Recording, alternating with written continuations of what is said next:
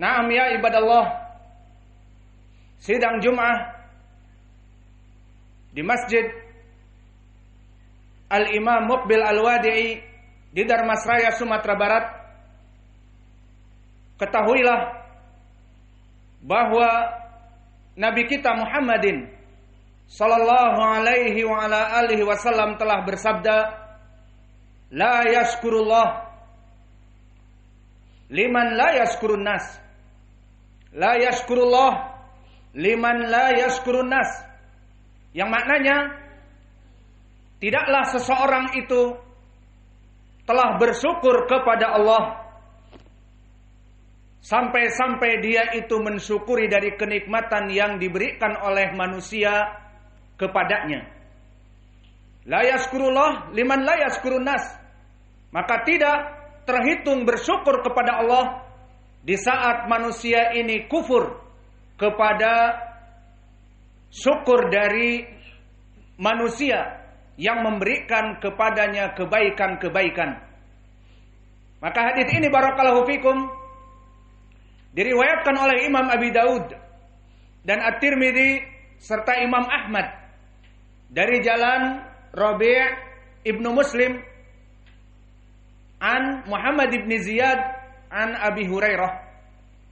Berkata Rasulullah sallallahu alaihi wa ala alihi wasallam, la yashkuru laha liman la yashkurun nas. Tidak dihitung telah bersyukur kepada Allah bagi mereka orang-orang yang kufur dan tidak mensyukuri kenikmatan manusia yang manusia berikan kepadanya. Hadis ini semua rijalnya thiqat. Maka hadis ini adalah hadis yang sahih dan telah disahihkan oleh Syekh kami Al-Imam Al-Muhaddits Muqbil Al-Wadi'i di dalam kitabnya Al-Jami'us Sahih mimma laisa fi sahihain. Dan dihasankan atau disahihkan pula oleh Imam At-Tirmidzi dengan ucapannya hadza haditsun hasanun sahih. Maka hadis ini seperti disahihkan oleh dua imam tadi, At-Tirmidzi dan Syekh kami Muqbil, maka hadis ini adalah hadis yang sahih. Maka di dalam hadis ini setelah kita mengetahui kesahihannya, maka kita bisa mengeksploitasi dan mengeksplorasi dari apa yang ada di dalam hadis ini. Maka adapun Abu Hurairah, maka telah banyak kita ulang di pelajaran-pelajaran yang lalu. Maka dia bernama Abdurrahman ibnu Sakhr al-Rajih. Dan dia seorang sahabi yang datang dari Yaman, dari Bani Ad-Dausi. Maka dia datang ke Yaman dalam keadaan kelaparan. Niatnya dan tekadnya hanya mengambil hadis-hadis Nabi untuk dihafal dan untuk diamalkan. Maka di dalam Sahih Al-Bukhari yang telah kita lalui di kitab Al-I'tisam disebutkan Al-Ansar yastagiluna bil mazari' wa ammal muhajirun yastagiluna fi safqi bil aswaq wa ana atlubul ilm alal ju'. Maka di saat aku datang ke Madinah, aku melihat kelompok Ansar sibuk dengan harta-harta mereka dari ladang-ladang kurma mereka. Dan kelompok Al-Muhajirun mereka disibukkan dengan as-safqu fil aswaq, melaksanakan jual beli di pasar. Maka aku bermulazamah bersama Nabi dalam keadaan kelaparan.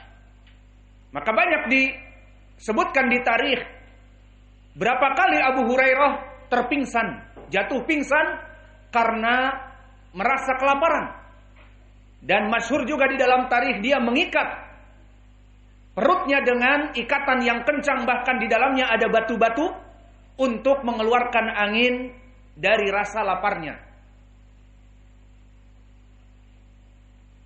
Maka disebutkan wa ana atlubul ilma wa mulazamah ma'an nabi ala mal'i batni, di mana perutku dalam keadaan lapar. Dan akhirnya dia menghafal hadis dari Nabi, mempunyai ranking yang pertama yang hafalannya sekitar 5.740 hadis. maka dia ranking pertama dari para sahabat minal mukthirin fi riwayatil athar. Dan persekot ataupun DP, down payment, yang Allah berikan kenikmatan dan kemuliaan dari menuntut ilmu dan mengamalkan ilmu, itu diberikan dengan cepat oleh Allah di dunia sebelum di hari akhirat kelak. Maka tidaklah kecuali disebutkan di tarikh, Abu Hurairah yang dulu datang dalam keadaan miskin dan papa dan tinggal di ahli suffah, di sebelah masjid yang ditutupi hanya dengan pelepah kurma yang panas dan tidak mempunyai makanan dan tempat tidur yang layak, maka tidaklah meninggal Nabi. Dan dia telah banyak menghafal hadis dan mengamalkannya. Dan tidaklah meninggal para khulafa ar-rasyidin. Dan datanglah Muawiyah radhiyallahu anhu mengangkat dia menjadi amir Madinah, menjadi gubernur di Madinah. Maka orang yang asing, stranger, datang dari Yaman dalam keadaan fakir, miskin dan papa, tidak mempunyai syahadah, gelar doktor, profesor, tidak pernah kuliah di bagian politik dan hukum, tidak mempunyai gelar SH, sarjana hukum, bagaimana dinaikkan menjadi gubernur?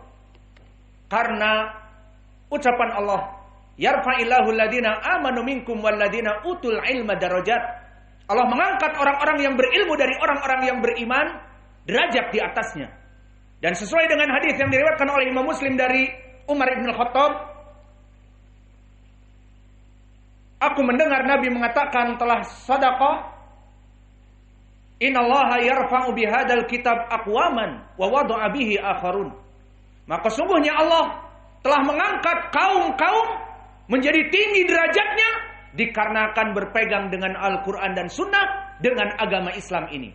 Dan Allah menjatuhkan dari orang-orang yang kaya raya, jaya raya, menjadi di bawah di dunia ini karena mereka meninggalkan Al-Quran dan Sunnah. Maka mungkin ini cukup dari biodata dan biografi Abi Hurairah, yang mana Abu Hurairah setelah itu menjadi imam dari para sahabat sebagai Sayyidul Hufar, tuannya, misternya dari para penghafal, dari para sahabat yang mempunyai ranking pertama. Dan yang kedua menjadi gubernur di daerah dia datang dalam keadaan keterasingan, gubernur Madinah. Maka bagaimana bisa jadi gubernur Madinah diambil dari orang dari luar? Karena ilmu. Dari orang dari Yaman, dari Bani Daus, karena ilmu. Dari orang yang miskin dan papa, tidak mempunyai gelar-gelar doktor, profesor, bahkan sarjana hukum pun tidak ada, maka diangkat menjadi gubernur di Madinah. Adapun lafdzul hadis, la yashkurullaha man la yashkurun nas. Tidak dihitung seseorang telah bersyukur kepada Allah kecuali di saat orang itu telah bersyukur kepada manusia yang berbuat baik kepadanya. Maka di dalam hadis yang pendek ini namun banyak sekali faidah padanya. Maka la di sini la nafiyah, bukan la nahiyah. Maknanya menafikan, bukan melarang. Karena yashkuru fi'lun mudhari' tidak majzum, tetapi marfu' li tajarrudihi anin nasib wal jazim. Maka makna la di sini la nafiyah, dinafikan oleh Nabi. Tidaklah seseorang telah bersyukur kepada Allah selama dia tidak bersyukur kepada manusia. Maka dari sini menjadi pendalilan, syukur itu bagi seorang hamba terbagi menjadi dua. Pertama, syukur kepada Allah. Dan yang kedua, syukur kepada makhluk, kepada manusia, kepada ayah dan ibunya, kepada guru-gurunya, kepada mudaris-mudarisnya, ustaz-ustaznya yang menggembleng dia dari kegelapan kepada cahaya. Maka di sini dibagilah rasa syukur itu menjadi dua bagian. Yang pertama, syukur kepada Allah, maka telah Allah perintahkan di dalam banyak ayat. Di antaranya dalam surat Ibrahim Allah berfirman, la in syakartum la azidannakum wa la in kafartum inna azabi lasyadid. Maka barang siapa di antara kalian yang mensyukuri nikmatku, la azidannakum, maka pasti aku akan memberikan tambahan kepada kalian over and over again. Namun wala in kafartum inna adzabi lasyadid. Jika kalian kufur atas nikmatku, maka azab Allah pasti datang perih dan pedih. Dan begitu pun di dalam ayat yang lain, masih di dalam surat Ibrahim, wa atakum min kulli ma sa'altumuh. Maka aku, kata Allah, telah memberikan dari segala apa yang kalian minta. Dari harta kekayaan, dari anak-anak yang banyak, bahkan istri-istri yang banyak. Dan diberikan kepada kalian sawah ladang, rumah-rumah, alat kendaraan, semuanya. Apa yang kalian mintakan, wa atakum min kulli ma sa'altumuh. Wa in ta'uddu nikmatallah la tuhsuha. Maka jika kalian menghitung-hitung dari nikmat Allah, maka pasti kalian tidak akan mampu untuk menghitungnya dan mensyukurinya. Innal insana ladzalumun kafar. Maka sungguhnya manusia itu amatlah banyak dari mereka yang kufur atas nikmat yang Allah berikan kepada mereka. Ini dua ayat pendalilan tentang permasalahan syukur. Yang pertama, syukur kepada Allah Jalla wa'ala. Maka syukur kepada Allah hukumnya adalah wajib. Dengan dalil ayat tadi, wala in kafartum inna adzabi lasyadid. Maka jika kalian kufur tidak melaksanakan syukur nikmat, maka tunggulah azabku yang perih dan pedih. Maka mafhum al-mukhalafah, jika melaksanakan syukur nikmat mendapatkan pahala, jika tidak melaksanakan syukur nikmat maka akan mendapatkan dosa. Maka dari sini dijadikan definisi bahwa syukur nikmat kepada Allah hukumnya wajib, karena Allah memberikan iqab dan azab bagi mereka orang-orang yang tidak mau bersyukur kepadanya. Ini syukur yang pertama. Dan syukur yang kedua, mensyukuri kepada makhluk yang memberikan kebaikan kepada kita, kepada kedua orang tua kita, kepada saudara-saudara kita yang sekandung yang membantu kita di saat orang tua kita sudah meninggal misalnya, ataupun kepada yang lebih berhak lagi adalah guru-guru, ustadz-ustadz yang membimbing kalian dengan bimbingan yang ikhlas, yang mengajak kepada siratal mustaqim, kepada jalan yang hak. Dan bimbingan ini kadang-kadang lebih dari hanya sekadar ayah dan ibu, yang mana ayah dan ibu hanya memberikan bantuan makanan dan minuman, tetapi seorang pengajar yang mengajari agama Islam, maka dia akan membimbing murid-muridnya seperti anak-anak kandungnya dengan ikhlas. Ini halal dan ini haram, ini sunnah dan ini bid'ah, ini syirik dan ini tauhid, maka laksanakanlah dan jauhilah. Maka itulah kenikmatan yang diberikan dari seorang guru kepada murid-muridnya. Maka pendalilan tentang permasalahan syukur yang kedua ini di dalam hadis yang kita hafal tadi. La yashkurun nas, la yashkurullah man la yashkurun nas. Tidak terhitung bersyukur kepada Allah bagi mereka orang-orang yang tidak bersyukur kepada manusia. Maka di sini menjadi pendalilan bahwa syukur kepada Allah, mizannya, timbangannya adalah dengan syukurnya dia kepada manusia ataupun tidak. Maka seseorang mengaku, alhamdulillah aku bersyukur kepada Allah dari nikmat yang Allah berikan, namun dia kufur nikmat kepada suaminya, dia kufur nikmat kepada ayah dan ibunya, dia kufur nikmat kepada guru-gurunya yang mengajari dia kepada yang hak, maka pada hakikatnya dia tidak bersyukur kepada Allah selama dia tidak bersyukur kepada manusia yang memberikan kebaikan kepadanya. Maka di sini pembagian yang kedua, syukur kepada manusia yang berbuat baik kepadanya di dalam hadis ini, dan bahkan dijadikan mizan timbangan oleh Allah Barang siapa yang tidak bersyukur kepada manusia, berarti tidak bersyukur kepadaku. Ini merupakan syukur kepada manusia juga wajib. Karena apa? Karena dihitung oleh Allah seakan-akan tidak bersyukur kepada dirinya selama dia tidak mensyukuri manusia tersebut. Lalu jika dikatakan kepada kita, lalu bagaimana cara kita mensyukuri manusia? Maka jawabnya adalah membalas kebaikan dengan kebaikan. Seperti pepatah Indonesia mengatakan, ada ubi, ada talas. Ada budi, ada balas. Dibalas budinya. Jika tidak mampu sekarang, maka di waktu yang akan datang.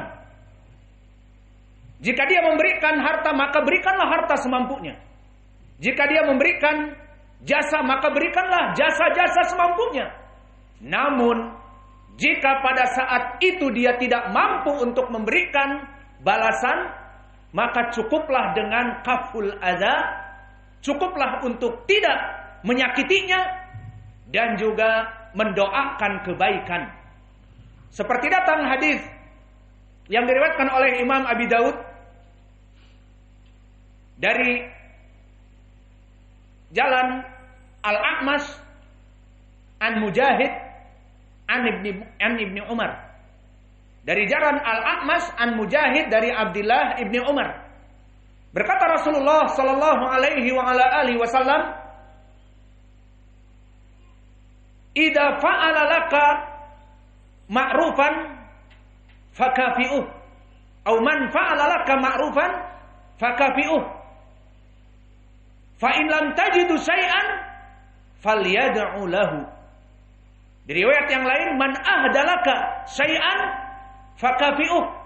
Barang siapa yang memberikan sesuatu hadiah kepada kamu, maka balaslah.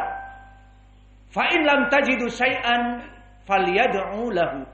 Jika tidak didapati apa-apa, maka paling sedikit dia berdoa kebaikan kepadanya. Dikatakan jazakallahu khairan wa barakallahu fika, dan ibarah-ibarah yang lainnya dengan bahasa Indonesia tidak apa-apa. Maka hadis ini barakallahu fikum sanadnya kami sebutkan dari Al-A'mash dari Mujahid dari Ibnu Umar, maka sanadnya dhaif karena Al-A'mash Sulaiman ibnu Mihran mudallis dan datang dengan an-anah kepada Mujahid, namun diriwayatkan oleh Imam Ahmad dengan lafaz yang sedikit berbeda tadi, "Man ahdalaka hadiyatan fakafi'uh, fa in lam tajidu syai'an falyad'u lahu." Maka jika seseorang memberikan hadiah kepadamu, maka balaslah dengan harta lagi, ataupun jika tidak ada, maka dengan doa. Maka di riwayat Imam Ahmad diriwayatkan diganti Sulaiman ibnu Mihran Al-A'mash dengan Laits wa huwa ibnu Abi Sulaim dari Mujahid dari Ibnu Umar. Wa Laits ibnu Abi Sulaim juga di sini sayyibul hifz, hafalannya rusak. Maka dari dua jalan ini yang madarnya bertumpu kepada Mujahid an Ibni Umar, datang dari Al-A'mash mudallis wa an-ana, dan datang yang kedua dari Laits ibnu Abi Sulaim, naiklah hadis ini kepada derajat hasan li ghairi.